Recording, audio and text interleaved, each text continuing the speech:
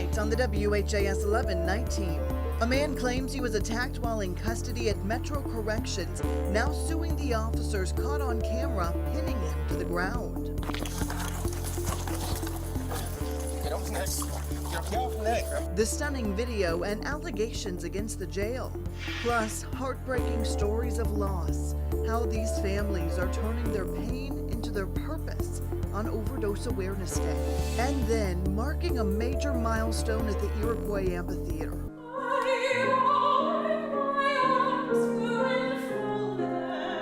Right now on the WHAS 11 night team.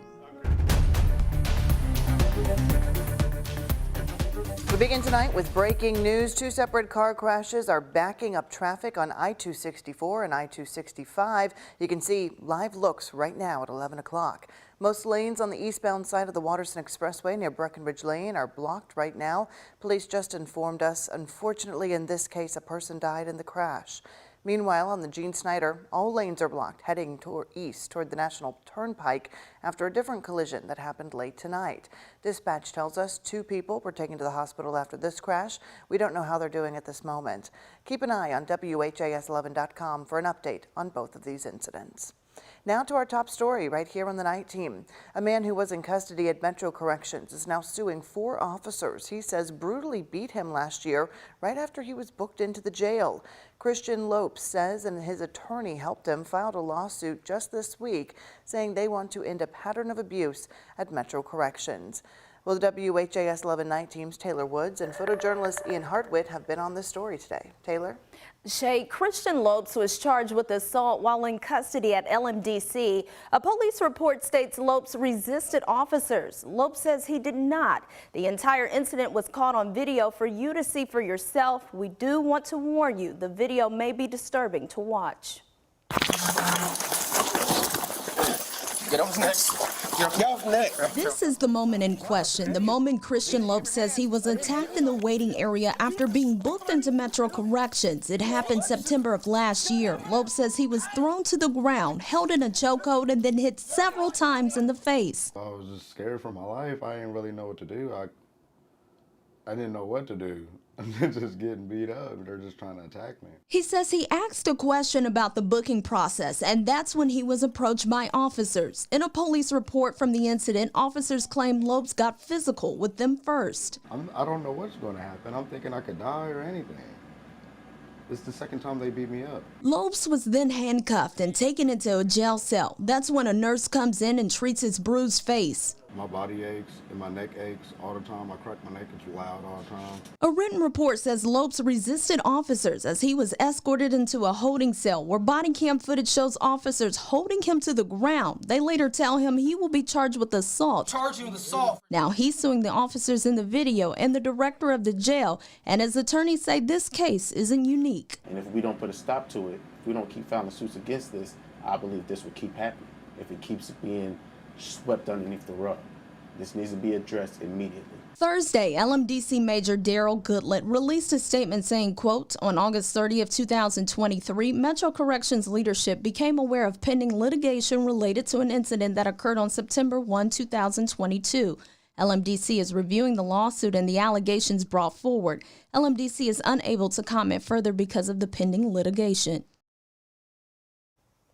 Now, his attorneys are hoping this lawsuit brings change to prevent future inmates from being in similar situations. The lawsuit was filed this week and a court date has not yet been set. In studio, Taylor Woods, WHAS 11 night team on your side. All right, Taylor, thank you very much. An update now on the road rage incident on I-65 that left a 6-year-old girl paralyzed. 2 inmates in Metro Corrections are now facing more charges after officers say they attacked Edward Sark, one of the men accused of shooting at the car carrying that little girl. That attack coming just hours after he was booked into jail. According to court documents, Zava Parr and Malik Jenkins attacked Sark late last night in a jail cell. The report says the 2 men were punching Sark before throwing him to the ground and stomping on his head.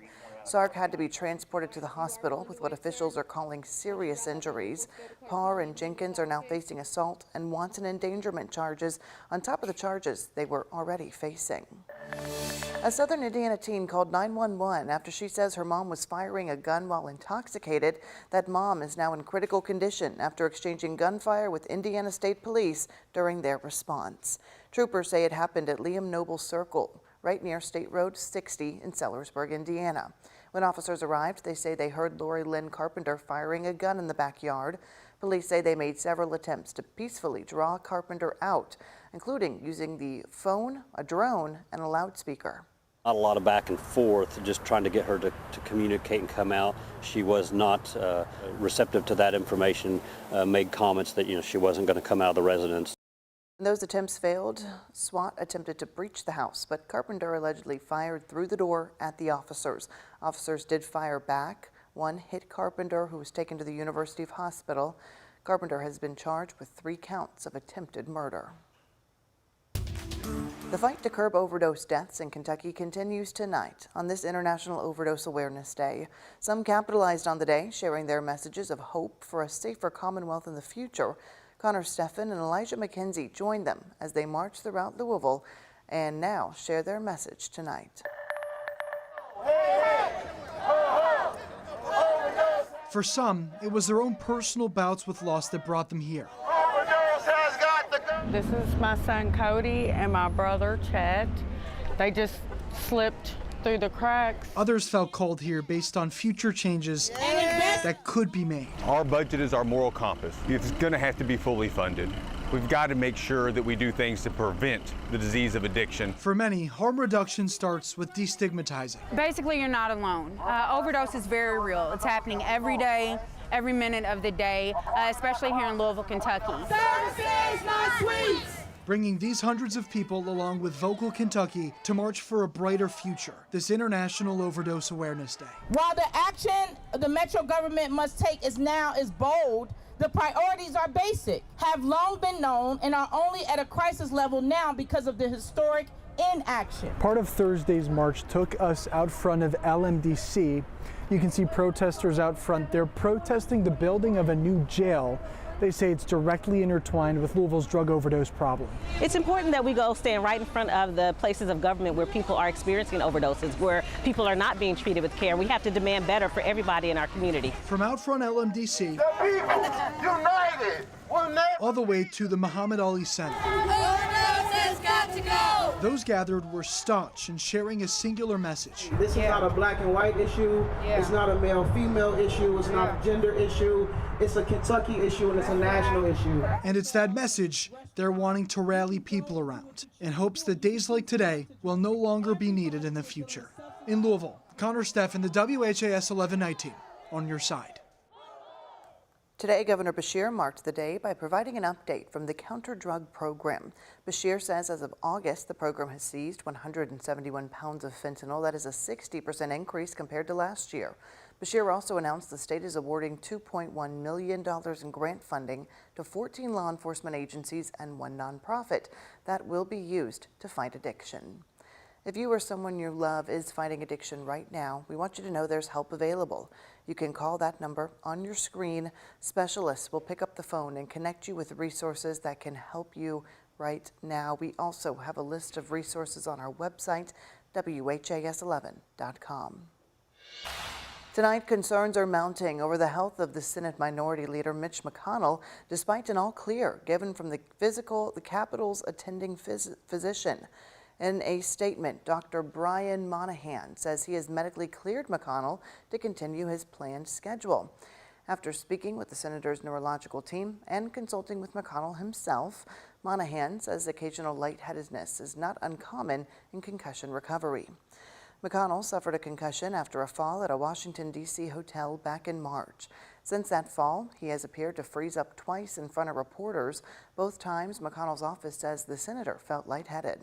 The big things in terms of neurologic function that you want to look out for is being temporarily unresponsive, or altered mental status is the term we use, being able to speak or respond to commands. I want to be crystal clear, those warrant urgent neurologic evaluation. Now many have questioned what comes next with the 7-term senator if he were to ever be deemed unfit to serve. McConnell has voiced every intention to serve out the remainder of his term, which concludes in 2027. But if he did step down, Kentucky's governor would choose from a list of 3 candidates submitted by a top committee within the state's Republican Party. The person appointed temporarily fills the role until a special election is called.